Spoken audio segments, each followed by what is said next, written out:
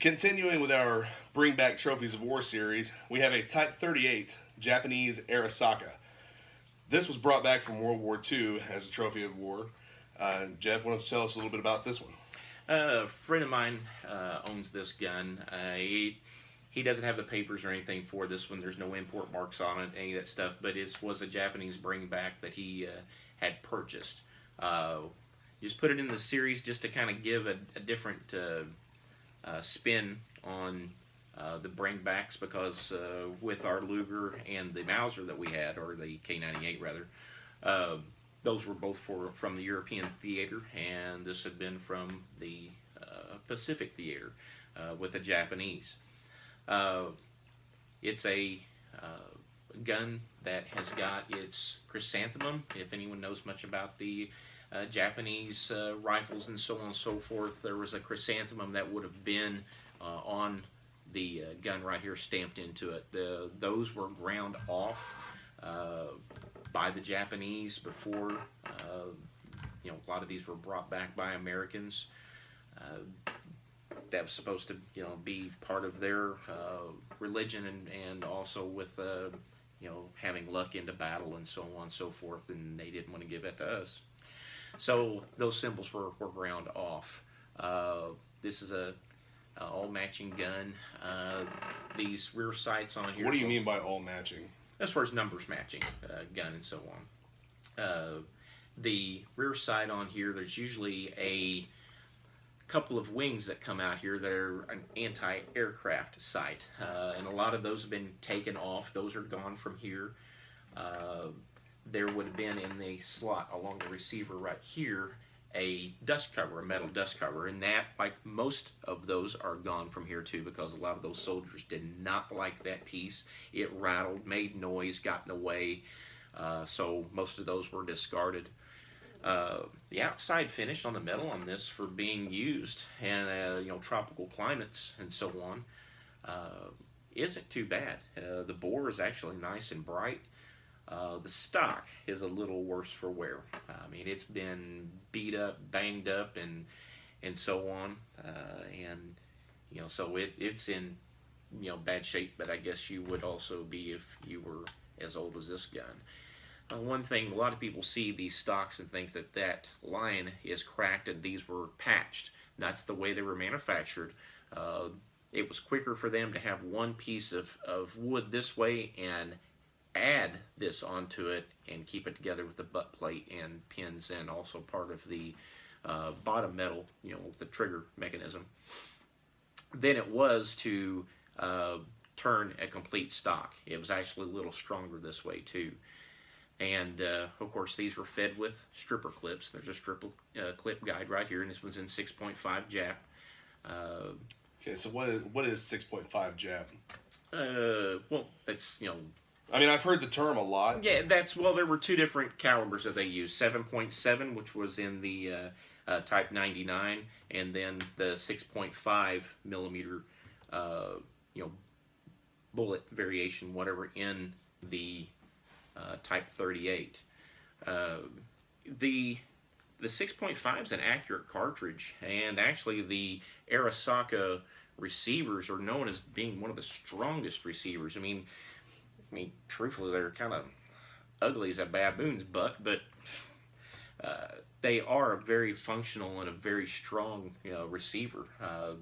They had this straight bolt on the side here that kind of cocked on closing. So you've got a lot of spring tension right when you go forward with them, but these things are incredibly strong. They'll take a lot of pressure, and it's kind of hard to say, even though it's got a definite influence from the Mauser. It is a stronger receiver than the Mauser is, because you've got a complete band here, a complete band here, and the way that your locking lugs and even your bolt handle lock in, it's a very solid receiver. The safety on these things is super hard to use on the rear of this bolt, and I don't think there'd be too many soldiers out there that actually did use it for much, because you couldn't use it fast. You couldn't. It's a pain in the rear end to use that. These also, like on the Type 99s, not this particular gun, but the Type 99s, they had a monopod. It was like a wire monopod that they had to drop down that you could use kind of like a rest on the ground, the prone position. And most of those are missing on those guns because, they're just a piece that flapped around on them through the jungles and wherever they had their battles. Of course, it has a bayonet lug out here. Just has a standard like triangular front sight that's guarded by a couple little ears out here. Like I said, the bore in this gun's pretty good. The rear sight is functional, even though those anti-aircraft ears are gone, or wings. It's still good for its standard battle sight setting right here, and then you can continue that up through a large distance. But like I say, it's a little I think that they were hoping for a lot longer distance than what the sight's capable of doing. I've seen several different Arisakas, some even complete with the dust cover, some with bayonets, some with the anti-aircraft sights complete, and these guns are finally starting to gain some value, because in the past, I can't tell you how many Arisaka rifles I bought for in between $25 to $100. That's cheap. Anybody's standards. How many people have bought even a 9130 for $25? Years ago, before you could find any ammunition for the 9130s. Whenever I got into firearms, the 9130, like whenever I got big into them, was buying them. The 9130s, you could buy a 9130 and a tin of ammo for $75. Yeah, they're really cheap. Ammunition has come way up with a lot of these guns, and for a long time there was only a couple manufacturers of the 6.5 Jap or the 7.7 Jap ammunition. Like Norma was one of those, and it was just exorbitantly expensive. It was terrible to try and buy the ammunition. And there was people that hand loaded it, and there was some manufacturers of the brass. But to try and find ammunition for these for years was terrible, and people, like they did with Mausers, they sporterized them and they rebarreled them and put different caliber barrels and things like, or chambers and so on these also, and made them into sporting rifles and varmint rifles and even competition rifles in some form and fashion. So it's just like any other bring back gun that you'll see. There's a section of people that love this gun and would think that everything else there is crap, just like there are with certain people that collect 9130s or M44s or even U.S. rifles, 1903 A3s and P17s and different things. But it's a good, robust gun. It's solid. It stood the test of time. We could take it out and shoot it right now. And like places like Hornady, currently, like we were talking about, the ammunition was hard to get. Hornady makes ammunition for it, which is affordable compared to what Norma was years ago. So there's stuff that's made here in the United States for them now.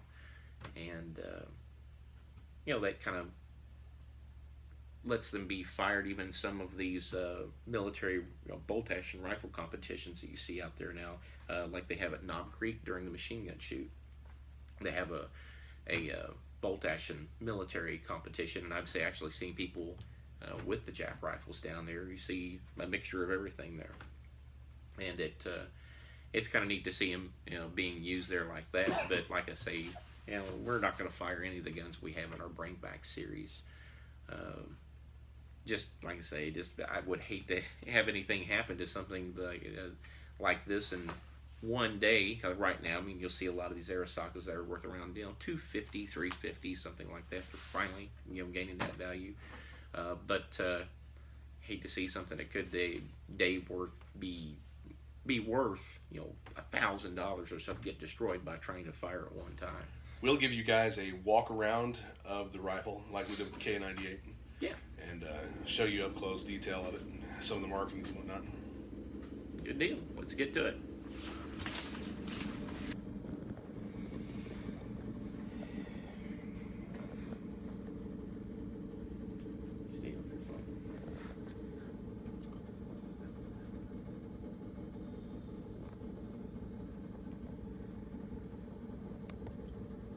right here you can see where the chrysanthemum was ground off.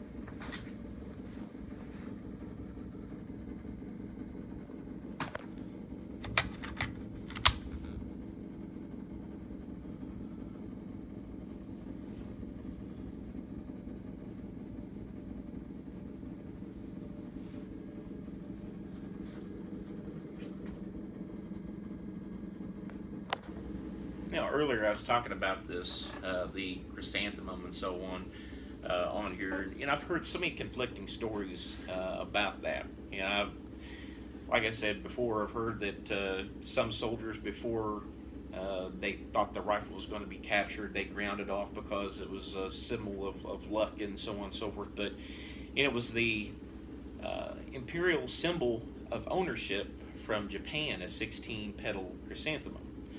And I've looked it up and so on, and there's conflicting reports whether if the Japanese ground them off before surrender, or if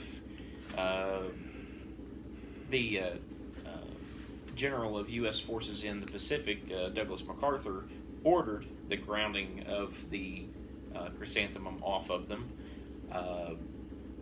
But I assume that was basically showing that they no longer have ownership of the rifle. That's right, you know, because I guess since that was not necessarily a seal of their country or a proof mark, it was a seal of ownership and was therefore ground off. But there's guns that have it intact, the mum intact on there, which are worth a little bit more money, and there's some that, of course, like this one, have it ground off.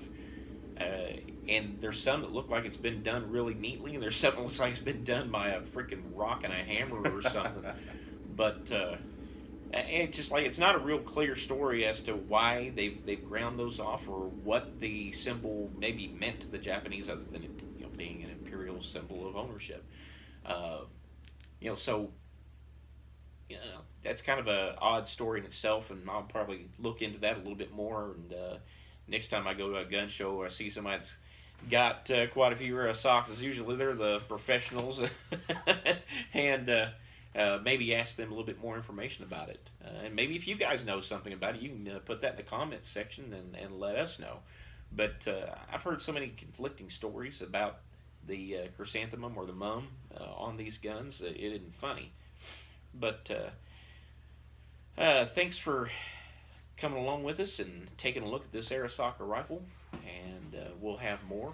We've got our Vietnam bringbacks that'll be coming up next, and stick with us and take a look at those. We'll see you guys next time. Thanks. Make sure and like and subscribe.